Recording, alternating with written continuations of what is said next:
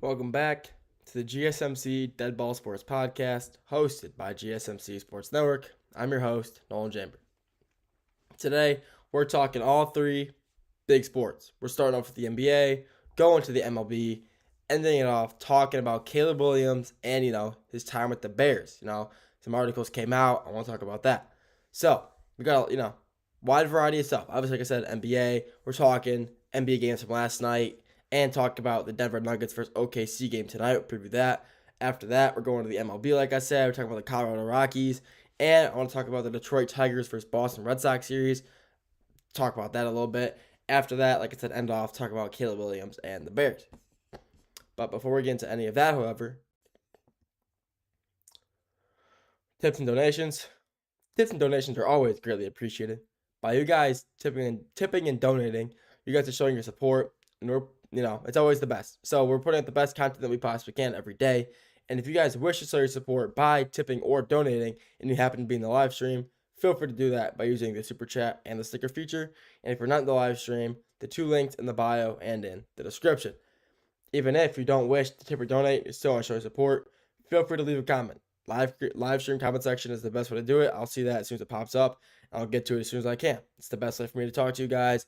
Best way for me to talk to the fans.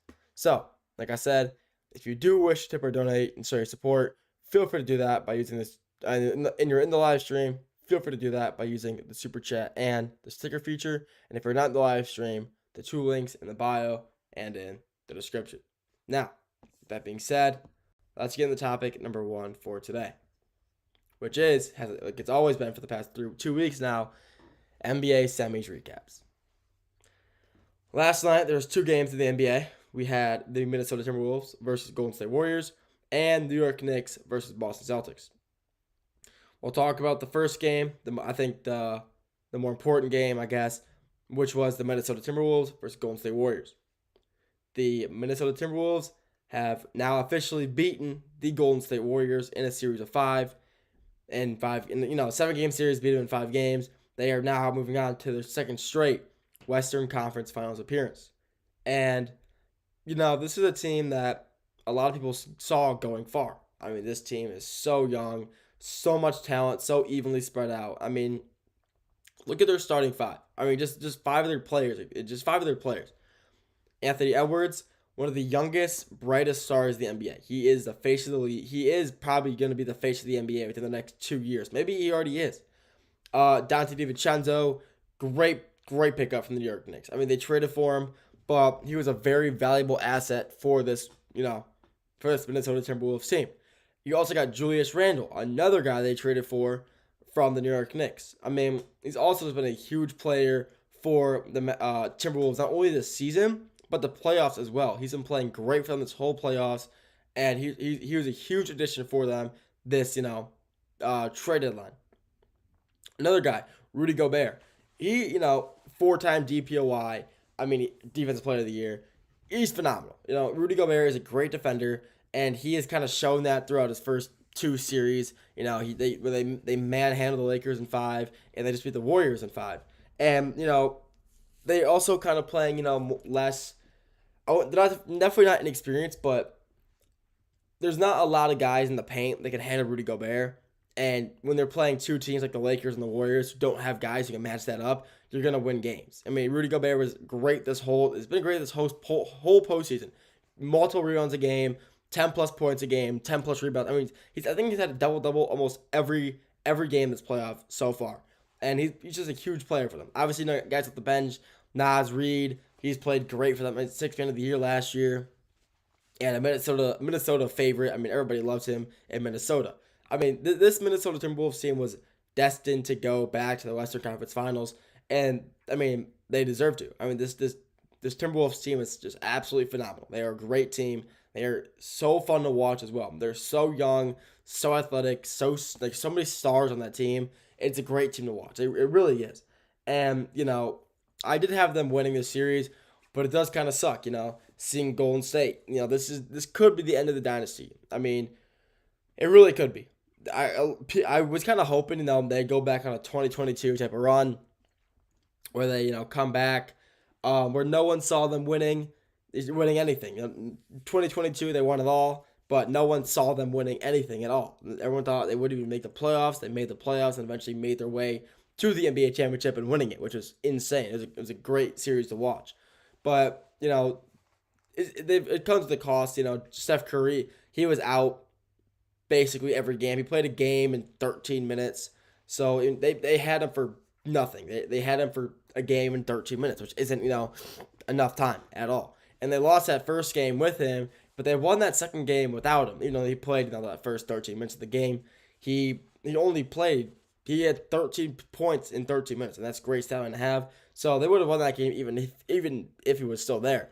But if they didn't lose Steph Curry and that Warriors team was healthy the whole series, they put up a better fight. Maybe taking the game to 7 or 6, but seeing them lose does kind of hurt because Warriors, I wouldn't say hurt, but I mean Warriors are kind of just a team that's always in the playoffs. They're a team that always goes pretty far, and this Western Conference is nothing short of a bloodbath. It really is. For the past few years, it has been a bloodbath in the Western Conference, and the Warriors were a good team, and they were a 7 seed. Not even a 7 seed. Yeah, they were a 7 seed, but I mean they were just not good enough to beat the Minnesota Timberwolves, who are just the better team, and that's simply it. And Anthony Edwards, he made a statement. He's come out and taken out so many vets now. He has taken out LeBron James, Luka Doncic, and the Lakers.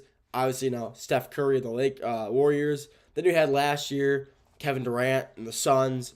I mean, he is just collecting Infinity Stones at this point. He's just collecting all these big time players, and he has said multiple times, this is our time now. This is the time for the younger generation. These young stars. It's our turn now. Old guys, watch out, and he means it. And he is coming with the vengeance. He really is. He is really coming to play, and he's really coming to set the tone, set the precedent that hey, Minnesota's here. We're the team to be. Watch out for us. And I think it's, great for the NBA. Another young star in the league to, kind of just keep the flow going. It's really great to watch. I love it. But then you had the other game last night. New York versus Boston. Boston came out on top last night with a win, still keeping New York with the lead 3-2.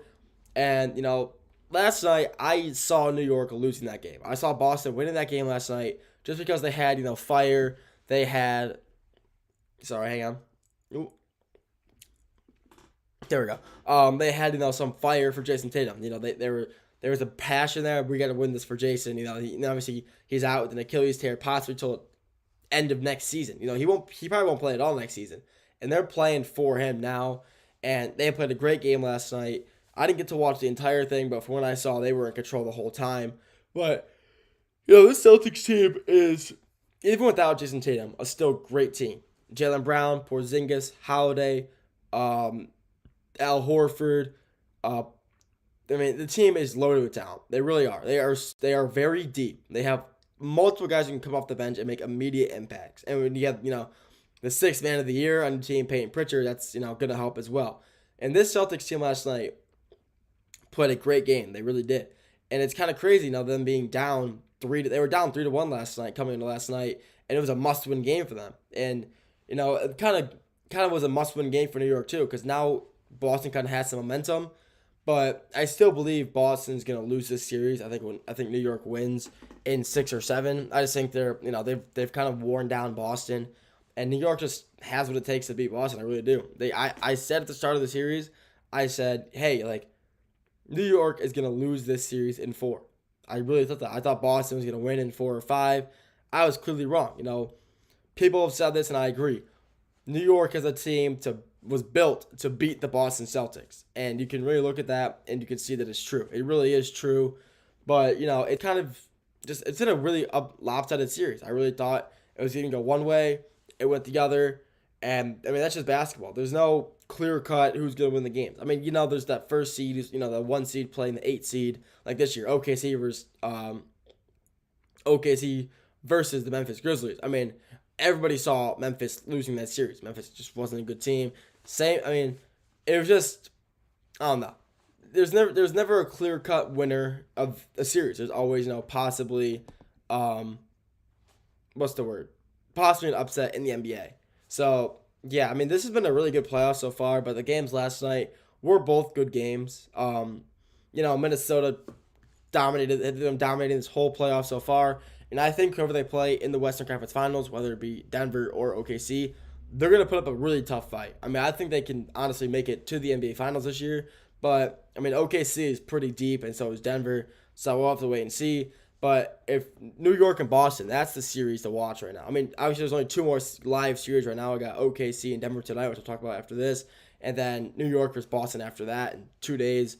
But, I mean, it's going to come down to the wire. If Boston wins, all the heat's on New York. If New York blows a 3-1 lead, they're going to have to do some clear sweeping. They're really going to have to clear. They're going to have to figure something out because they cannot blow a 3-1 lead. New York has all of the momentum they need. Even with Boston winning last night, they still have all the momentum. And if they lose, something's going to happen with the New York Knicks and management.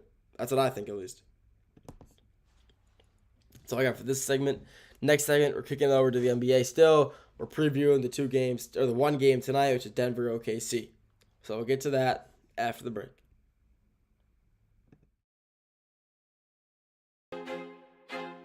I feel like I'm losing my mind. Is everybody in the world blind? Please, Lord, give me a sign, a sign. I feel like I'm losing my mind.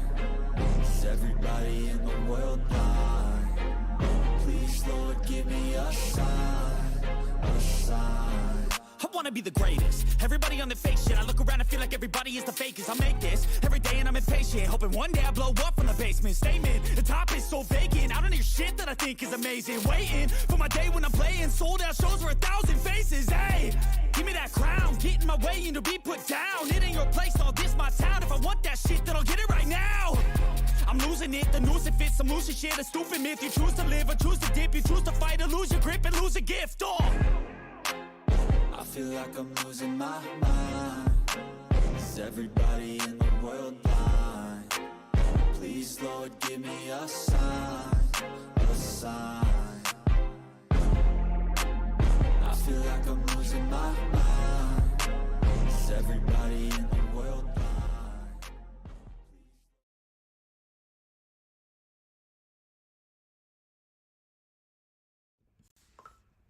Oops, so we turned that off.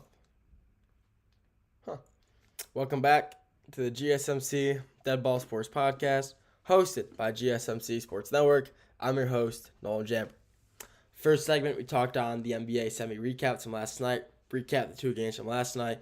This segment, segment number 2, we're talking NBA tonight.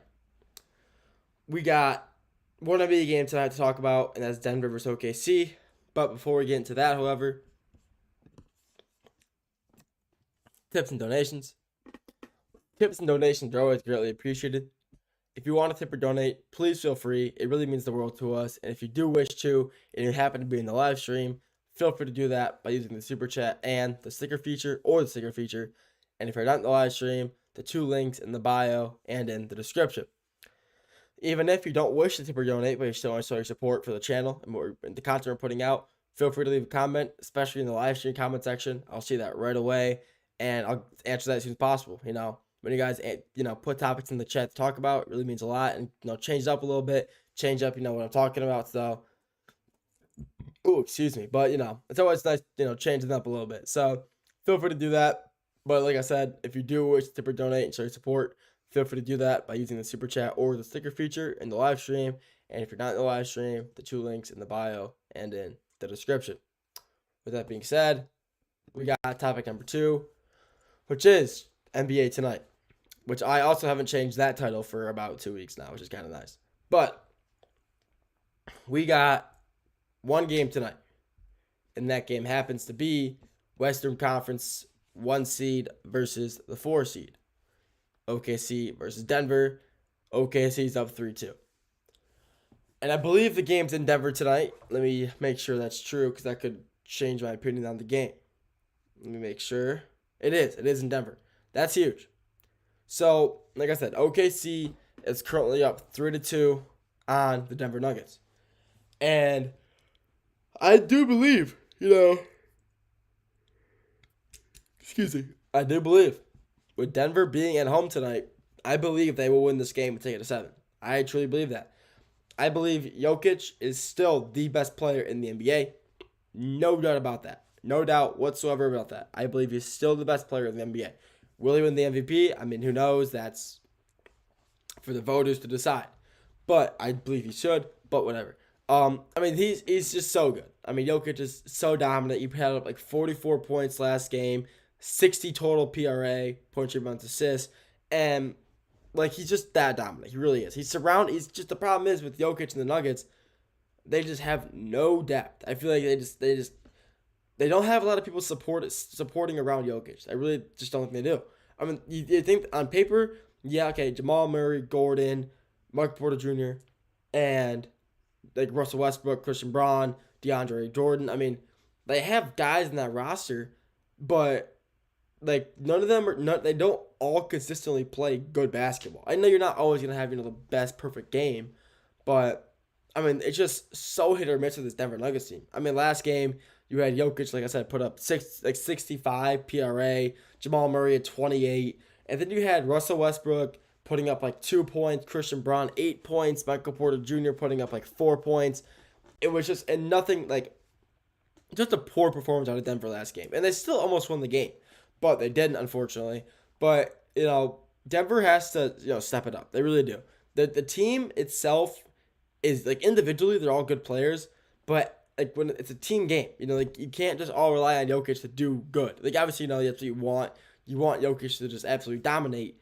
And it happens. But if you tend to notice, like, throughout the season and his career, every time that Jokic does really good, they tend to lose games, because they're just constantly feeding Jokic the ball and having him do his work, that if he messes up, well, there's no one else to back it up. I mean, like I said, the other guys in the team that help support him, support his play. But, I mean, sometimes none of the guys are on. Sometimes it's only Jokic. Sometimes it's only, even if Jokic has an off game, you need, like, Jamal Murray, Aaron Gordon, Michael Porter Jr. to have a good night. And the good thing about the Nuggets, though, they have had Jamal Murray, who played great this series, and Aaron Gordon has been playing absolutely phenomenal this whole playoff in general. He has played great this whole playoff, this whole postseason. Aaron Gordon has done his absolute best to not only advance the Nuggets and hopefully get them to the Western Conference Finals, but get his friend Russell Westbrook a ring, which I've talked about a lot on the show already. But a lot of these guys on Denver are trying to get Russell Westbrook his first ring.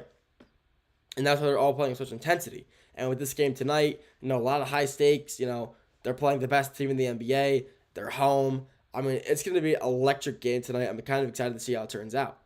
But, they're playing OKC, and they are, like I said, the best team in the NBA. Led by MVP candidate SGA, Shai Gilgeous-Alexander, or Shai, however you say his first name. Everybody pronounces it differently. Then you got, Jalen Williams, Lou Dort, Chet Holmgren, Isaiah Hartenstein. I mean, the Thunder team is so insanely loaded. They're just deep. And they have a lot of bench players, too. They have the other Jalen Williams, Alex Caruso. I mean, this Thunder team is very deep. They have a lot of depth on their bench to keep them into the game. Let's say all their starting five are out, which, is never really the case. There's always going to be one or two guys in that starting five in the game. But they always, have guys on the bench who are able to come step up and play good basketball when needed. And that's how championship teams are born. That's how you win championships, by having guys in your bench who are kind of able to step up when needed and play good when their starters are out. Like Alex Caruso. I mean, he hasn't got the most amount of minutes this year, but when he's in the game, he makes impacts. He's a well-known defender. That's what he's known for, a defending guard. And he's a good defender. He scores well, too. He's a good scorer. He creates space. But, he's more of a defender. And whoever he's on, whether it be, Jamal Murray, Aaron Gordon, Michael Porter, Christian Braun, whoever, he's playing good defense on them and causing, disruption within the offense, turnovers, whatever. And he's just a great defender. And it's what he's always known for, being a good defender. And, like I said, you're going to win games if your bench comes out and plays good. But even with that, the Denver Nuggets are home. I believe they'll win tonight because now it's that home court advantage. It's Mile High. They're in Denver. It's a little harder to play in Denver. It really is. Oxygen's a little harder to come by, and it's hard to play. Ooh, wait. something stuck in my throat. I'm not sure what it is, but that kind of helped. I'm not really sure if it did, but we'll see. But still, I mean, Denver is a great team. They really are. They have the best player in the NBA on your team, and they do have good surrounding players around him. But the problem is that they don't always play good basketball. That's the problem. They're always, kind of just, some of them play good, the other ones don't. And that's why they were a 4 seed. If all of them played decent, just decent all the time, they would have been a 2nd or 1st seed in the West. But, when you have guys, who just, like I said, you have guys like Westbrook, Porter Jr., Braun dropping 2, 4, 6, 8 points a game, especially in the playoffs, that's not going to cut it. You're not going to win games, unfortunately. That's just the truth. And, this is going to be a great game. I mean, the series has been great. Denver has gone through the wire. They've played some really good teams. Obviously, they've only had, one series so far they completed, which was Denver, which was when they played LA Clippers. And that was a great series. That series went to 7. I really thought the Clippers were going to win that series. I kind of wanted them to, because I got ties to the Clippers, so I do like watching the Clippers. And I thought they were going to win that series, but Denver proved to be the better team, and that's Game 7, where they absolutely dominated. They were up by 30 at one point, and they dominated that. That's the truth. And Denver is a good team. They have the capacity, they have the ability to beat this OKC team. They really do. We just saw that against the Clippers. The Clippers are honestly just as good as the Thunder. I really do believe that. I think they could beat the Thunder in a 7-game series. I really believe that. But Denver beat LA, who I think could beat OKC. So that means it's just kind of the Denver can beat OKC in 7. I believe they can. I would 100% believe they can win tonight and then win in Game 7. Granted, Game 7 will be in OKC if it goes to that, which I hope it does. But I just truly believe they will beat OKC in this game and hopefully in Game 7. I like the Nuggets. I want to see them win. So I wouldn't be opposed to seeing Jokic get another, finals win, get Russ's first ring. That's why I'm kind of rooting for the Nuggets. I want to see Russ, one of my favorite all-time players. I think he 100% deserves to get that ring this year. And I don't think he'll retire until he gets one. So hopefully, this is the year where he can finally get that ring and maybe step down as one of the most, one of the best players to ever touch the basketball. And Denver is a team that 100%, like I said before, can 100% beat OKC. It's just a matter of how well will their starters play and how well will their bench be able to handle, just the OKC bench. Because it's a pretty good matchup. OKC versus Denver, their bench matchups are great. So it honestly kind of just comes down to how well will their benches come out and play. That's all we got for this segment. Next segment, we're going to the MLB. We're talking about the Detroit Tigers versus the Boston Red Sox series that ended yesterday. So I'll get to that after the break. Looking for your daily fix of sports talk without having to pay for it? GSMC Sports Network is available on YouTube. Just search GSMC Sports Network. Get your fix of daily sports talk shows on YouTube, absolutely free. NFL, college football, NBA, MLB, MMA, UFC, fantasy football, and so much more. GSMC Sports Network has shows running all day long, with new sports shows starting every 2 hours. Just like on your favorite cable sports channel, except GSMC Sports Network is absolutely free. Just search GSMC Sports Network on YouTube to catch one of your new favorite shows, like the GSMC College Football Podcast, Chip Shot Football Podcast, Hoops and Heels Women's Sports Podcast, GSMC Basketball Podcast, and so many more. Check it out for yourself. GSMC Sports Network, now available on YouTube absolutely free. Search GSMC Sports Network on YouTube right now.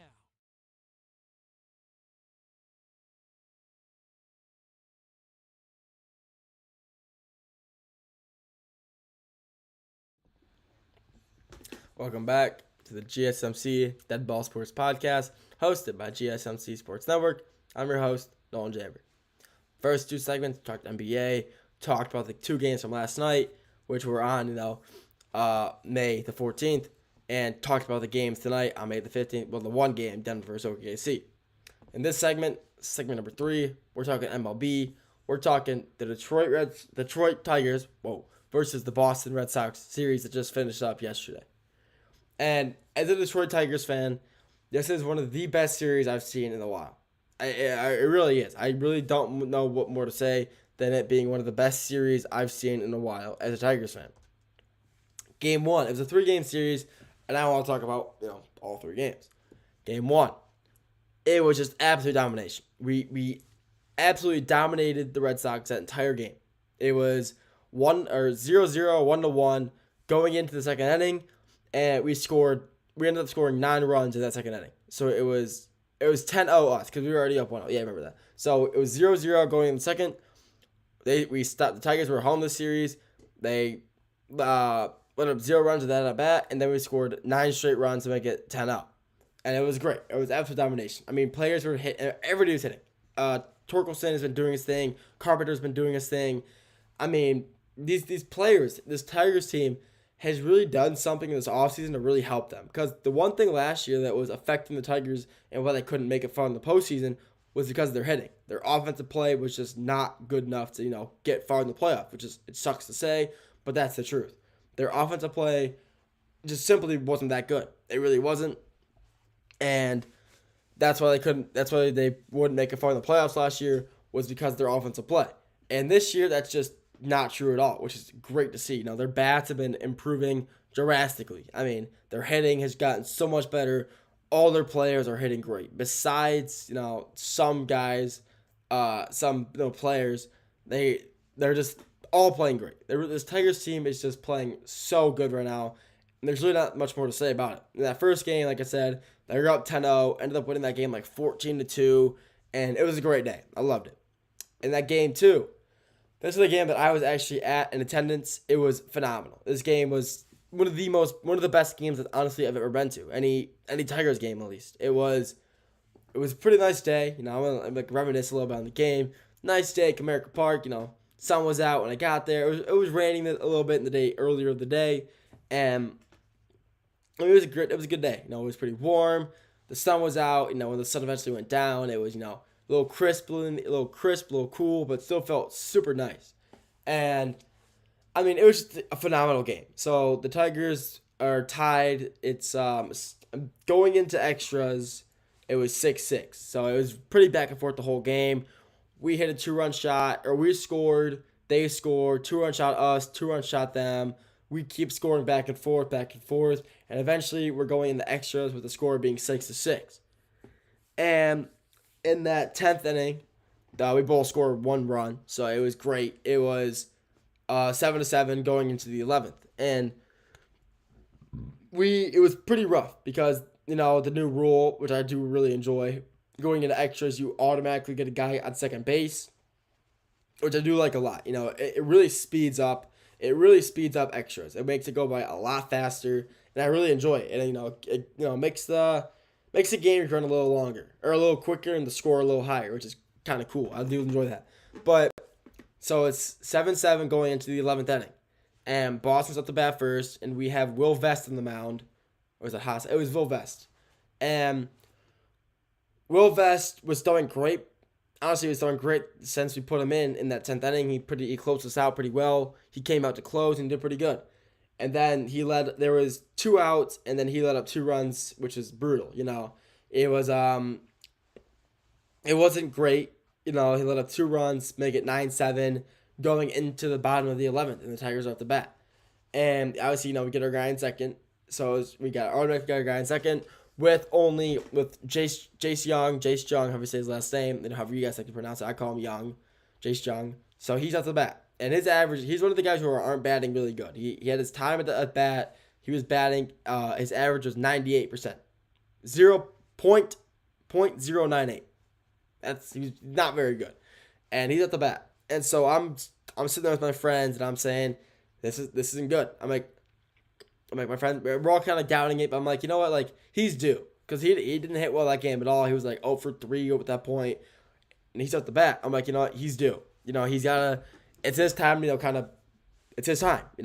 And he takes the first ball, takes the second ball. It's 2-0, and then he gets his ball pitch 3. He likes it, swings, sends it right between second and first, and advances the runner to third, and he didn't end up getting home. So it was McKinstry on second base, He advanced the catcher to third, Jace on first.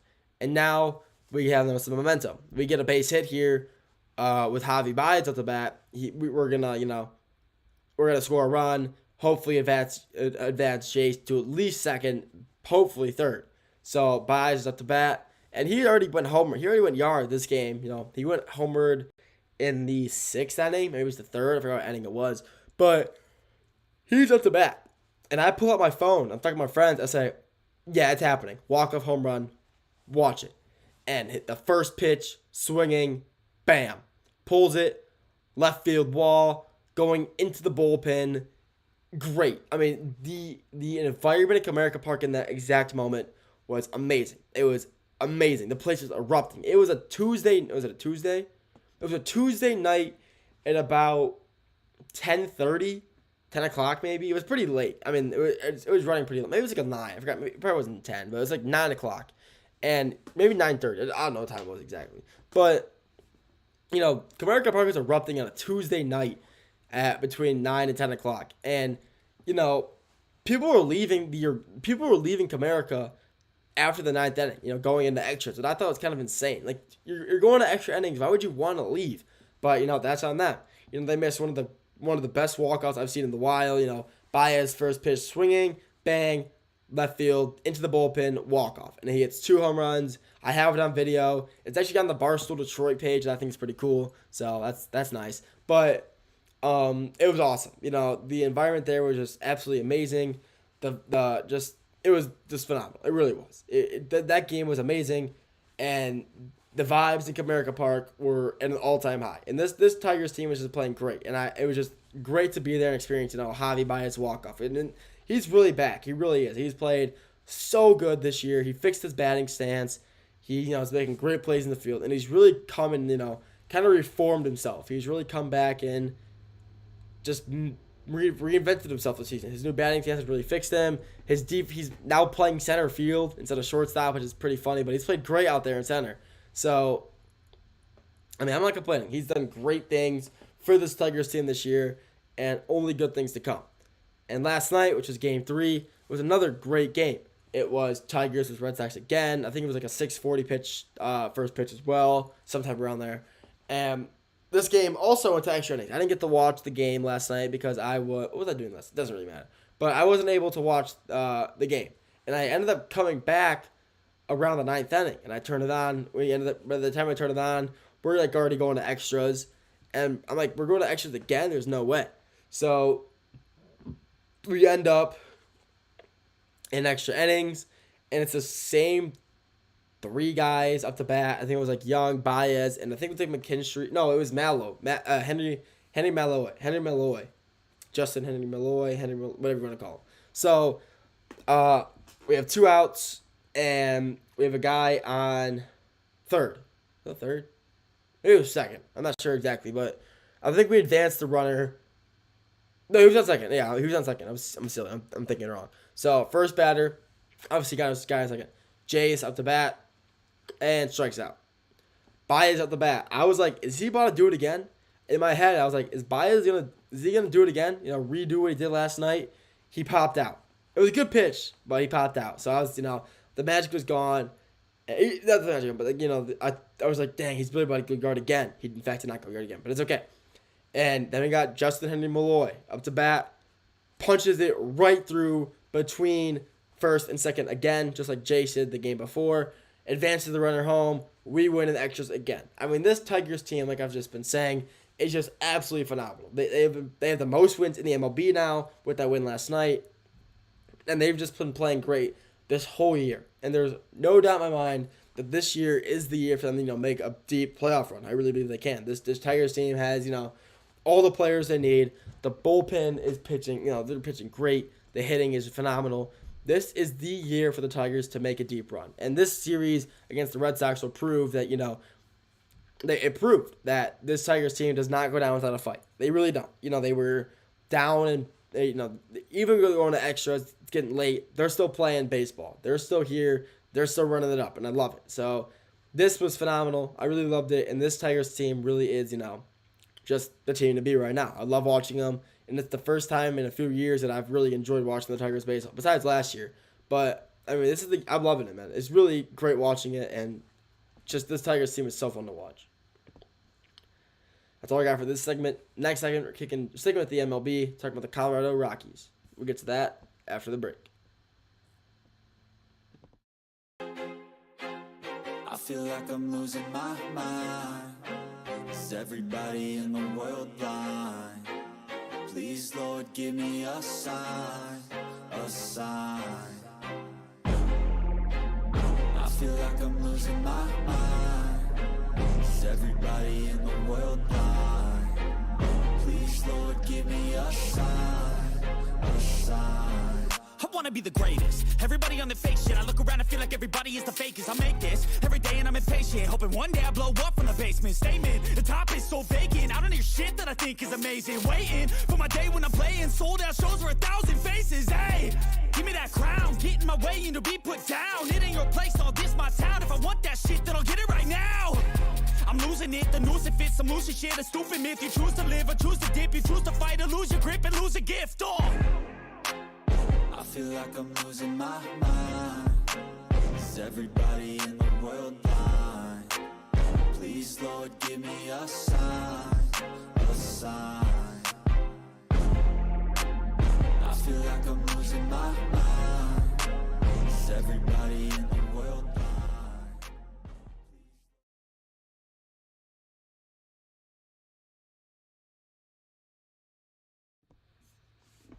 Welcome back to the GSMC Dead Ball Sports Podcast, hosted by GSMC Sports Network. I'm your host, Noel Jammer. First two segments, we started off talking about the NBA, talked about the game from last night, and talked about the Denver OKC game tonight. After that, last segment, talked about the Detroit Tigers in their series against the Boston Red Sox, touched on that. This segment number 4, we're talking about the Colorado Rockies. The worst team in baseball, and possibly has the potential to be the worst team ever in baseball, record-wise. It's really possible. Because as of right now, they have a record of 7-36. 7-36 is their record as of right now. And, it's horrible. They are already, at this point of the last year, they are 5 games below the White Sox record from last year at this point in time. And the Red Sox had the worst record ever last year. They had the least amount of wins ever. They had the least amount of wins ever last year, most losses, whatever. And the Rockies are already on track to break that the year after, which is, it's never a good thing at all. It's horrible to, be that team to, it's just horrible to be that team, you're thinking, the White Sox did it last year. There's no way it's going to be that bad ever again. Well, look 1 year in the future and you got the Colorado Rockies. This team is just horrible. Without the player in Hunter Goodman, they are they would probably only have 5 wins. Maybe. He leads the team in possibly every category, hitting category at least. Batting average, he's leading it in 291, which is pretty good. RBIs, he has 25. On base percentage, he has 345. Hits, he has 44. The only thing he doesn't lead is home runs. That goes to Ryan McMahon in 6. So, congrats to him, I guess. But this team is just horrible. They, in the past, they've never really had, the Rockies have never been, a pitching team. Their pitching has never been that good. They really haven't. They haven't been a good pitching team. What they have been is a good hitting team. And when your pitching is bad, historically, they never really have any, huge good pitchers, I guess you could say. But now your bats won't hit. That's a problem. Especially when you're so focused on hitting. And that's obviously not working when you only have 7 wins. The Rockies are just the worst team in baseball by far. They have absolutely nobody. And if you're not a Rockies fan, you're just an MLB fan, you probably don't know a single player on the Rockies besides Goodman. Honestly, I only knew Goodman. I didn't know anybody else. And, he's not, he's a catcher. Goodman's a catcher. He's not in the field making plays. He's behind the plate. And I'm kind of looking through their roster. I mean, I don't recognize a single name on this roster. I really don't. Nick Martini rings a bell. But, like, Kyle Farmer, I recognize that name. But, I mean, this team is just horrible. If you look at their pitchers, you don't know a single pitcher either. Like, Zach Agnos, I mean, he's, like, their best player. But he's their best reliever. But, I mean, their team is just horrible. Their starters, horrible. They just have nothing. They really don't have anything. They really don't. I mean, I know what their ERAs are. I don't really want to know. But I look, you do actually kind of want to know what their ERAs are. But, I mean, they're just a horrible team. They really are. They are just, like, bad. You know, their best pitcher for most wins, Chase Dollander, is 2. He has 2 wins. Granted, the team only has 7, but, like, that's horrible. Their best pitcher, their ERA, Kyle Freeland, has an ERA of 6.15. That is their best pitcher. Their best pitcher has an ERA of 6.15. That is horrible. That is actually horrible. This Rockies team is not favored anymore. They play the Diamondbacks next, who, you know, their next game, they don't play today, but their next game against the Diamondbacks, their series, their first game, they have a 19% chance to win. That is horrible. The Diamondbacks have been playing pretty bad this season, too. They're not playing, Diamondbacks aren't playing, like they made the World Series 2 years ago. They're playing, pretty, I guess I wouldn't say horrible, but not up to the potential they should be playing at right now. It's really, I mean, the Rockies are just disgraceful. They really are. This is a team that happens to play in a really cool ballpark. Coors Field, it's one of the best ballparks in the league. It really is. But I saw this tweet. It said the Rockies are a minor league team playing in a high level field. They're like a triple A, like a Rockies team affiliate. Single, double, triple, high A team playing in an MLB stadium. They're that bad.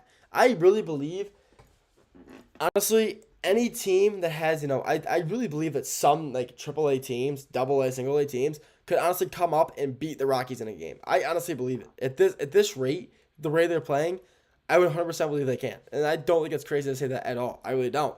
This Rockies team is just horrible. They have nothing. Like I said, their best pitcher, his ERA is 6.15, and he has 2 saves and 2 wins on the year. 2 wins. The team has 7 total wins. Think about that. They are horrible. I feel bad bashing the Rockies. Like I don't not like the Rockies.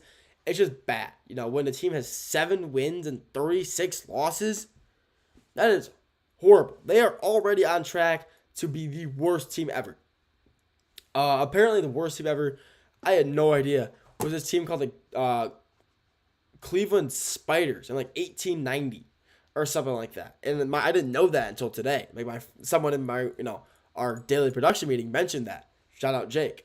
But you guys should check him out. Jake, he part of the GSMC football podcast. Does great content over there. Check him out. But I mean, he mentioned that today, and I had no idea what it was, and I still don't know. And they're just horrible. They really are. They're just that bad of a team, and they have absolutely no future going on over there in Colorado. And it's just the truth. It really is. It sucks to say, but that's just the truth. That's all I got for you guys in that segment. Next segment, ending off talking about NFL, the Chicago Bears, and Caleb Williams. We'll get to that after the break.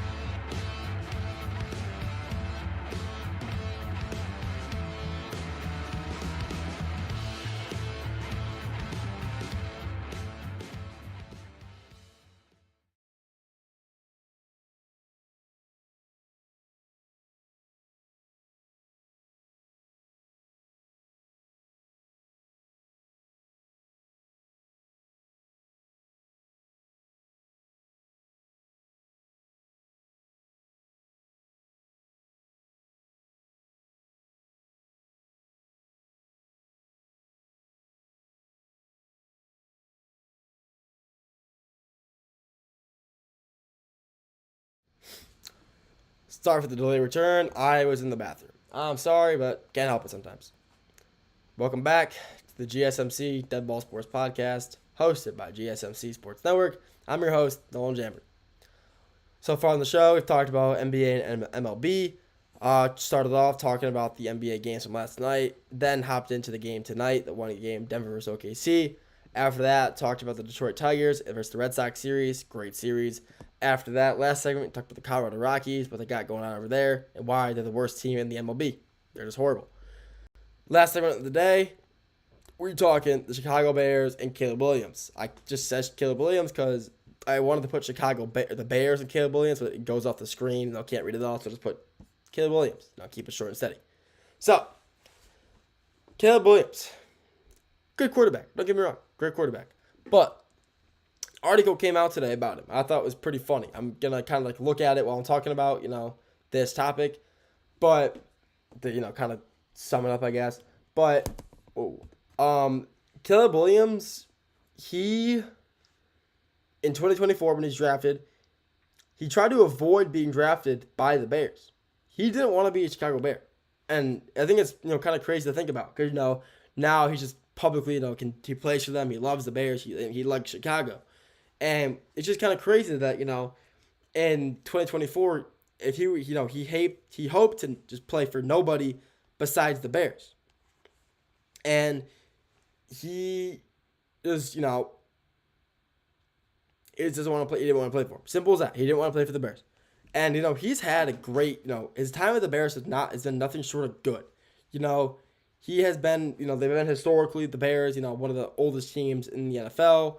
And one thing about them, they've never had a 4,000-yard passing quarterback in a season. Never. They've never got to it. And, I think Caleb Williams will be that guy to do it. I really think he can. He's that good of a player. He's got some weapons. He's got some good weapons around him now, too. Rome Odunze, DeAndre Swift in the backfield. They got some, and now Colson Loveland, tight end. They got weapons to make it happen. So, where do they want to go? So, there was, a possibility that if he didn't get drafted, if he ended up, getting drafted, whoever got the first overall pick, if the Bears got it, he was thinking about just, declaring for the UFL. That's not the team he wanted to go to, but, let's talk about that for a second. He wanted to go to the UFL and not play for the Bears. He'd rather go play, basically JV professional football instead of playing for the Chicago Bears. I think, it's kind of crazy to think about. This guy is a great player. He's a great quarterback. He's had one season there. He's thrown for 3,500 yards, 20 touchdowns. He's had a pretty good career start with the team he had wasn't the best. It wasn't the greatest team in Chicago's ever seen, obviously. But they have weapons, and he utilized that. People thought he'd be a horrible quarterback. I didn't think he'd be that good. Obviously, I'm a Lions fan, so I'm going to say hopefully the Bears aren't good. But so yeah, but he's done good. And the thing about him, he was very skeptical about him being able to develop under the Chicago Bears offensive the quarterback room, because everybody knows Chicago has never, like I said, never produced a 4,000-yard quarterback. The Bears quarterbacks have never panned out well. They never do well. Always end up getting cut and just going somewhere else and doing better. And it's just how it is. It's a story. So, the Bears have just, like I said, never been really a quarterback. Never been a quarterback, football team. They really haven't. They never had success as a quarterback. And the team that Caleb Williams wanted to go to was none other than the interdivisional rival. Not the Lions or the Packers, Minnesota Vikings. Kind of surprising. Now, Packers have always had historically great quarterbacks. Surprised they didn't want to go there. But, they just got Jordan Love, so they wouldn't take him. But Minnesota Vikings, he wanted to go there. And he really did. The Vikings have had great quarterbacks in the past. Obviously, one of the most recent ones, Sam Darnold last year. You had, Kirk Cousins a few years ago. I mean, they've had some great quarterbacks throughout the years, and they've always produced good talent. The quarterbacks in Minnesota have always been pretty solid. Like obviously I just said, the two ones I just named, Kirk Chain's been there for a while, Kirk Cousins, whatever. And Sam Darnold had a great year with them last year. So, you know, he wanted to go there because his meeting with their head coach, Kevin O'Connell, went very well. It went very well with them over in Minnesota, and he was really hoping to be, a Viking. But, he eventually ended up getting taken first overall by the Bears. And, now he's got a great head coach. They just brought him in for Detroit. They just brought in Detroit's old offensive coordinator. And, that's only going to help, only going to build him up. That's only going to build up his ability to play football. It really is. So, the Caleb Williams will now be in a position to succeed. And, there is no, doubt in my mind that he won't be a great quarterback. Ben Johnson is one of the, best offensive minds in the NFL. He really is. And he, the Bears getting, like I said, the Lions' old head coach is a huge upside for them. He's going to build up Caleb Williams, build a great offense around a lot of great players. Like I said, Roma Duze, Colson Loveland, in that backfield, they got some good running backs. So there could be a good threat. They could 100% be, a threat in this, not only the NFC North, but maybe the NFC in general. I mean, they can be, great. And it's going to be good because, he has now a set-in-stone quarterback, head coach. His head coach most likely won't get fired midway through his rookie season, which, is going to be great. So he has a legit coach to stay with him and build him up. And, he now has potential to be a great quarterback just because, Ben Johnson is one of the best offensive minds in the NFL. It really is. So, he's in a great spot. He really is to succeed. There's no doubt in my mind that he just doesn't end up succeeding this year in Chicago. I don't see the Bears not doing well. Their offense is they have a lot of weapons. Like I said, great head coach, Ben Johnson. Their defense last year was really good. The Bears' defense last year was not their weak point. It was their offense. And now with the great, their defense last year was a very slept-on defense, very underrated defense, but they were injured. They were quite an injured defense towards the end of the year and midway through the season as well. So they had some struggles there, but they're healthy now. And like I said, their offense now is going to be very good. Offensive heavy head coach, one of the smartest guys in the NFL, especially coaching wise. He's going to do great things over there in Chicago. And the Bears and Caleb Williams this year could be very, very good. They could be a very dangerous team. And, I can see them possibly, maybe not being, like the best team of the NFC, but could definitely end up making some noise, come game time, season comes around, maybe come playoff time. Maybe come playoff time, they'll be a sneaky playoff team and, get it done. Who knows? I think that could possibly be the case. Like I said, all these new additions, all these new rookies that is brought in. So this team 100% can make it happen this year. Maybe make the playoffs, and maybe, who knows? Maybe make a deep run. We'll have to wait and see how this plays out. But they could be a great team this year. Thank you for tuning in to today's episode of the GSMC Dead Ball Sports Podcast, hosted by GSMC Sports Network. Your continuous support really means the world to us, so please feel free to like, comment, and share with anybody else you know. Like I said, it means the world. And if you wish to stay up to date with all things GSMC, and know when all of our content's coming out, make sure to follow us on social media. Follow us on Instagram, Facebook, X/Twitter, LinkedIn, whatever. Just get on social media, search GSMC Sports Network, and hit follow. We're on everything, so make sure to follow us, stay up to date with all things GSMC. But like I said, thank you for tuning in. Have a great rest of your day, and I'll talk to you all very soon. Have a good one.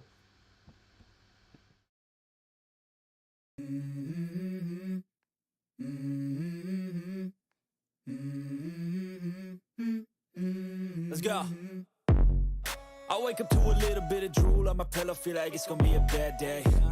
Yeah, I'm tired of shit, and the coffee ain't hit yet, damn, ain't that great.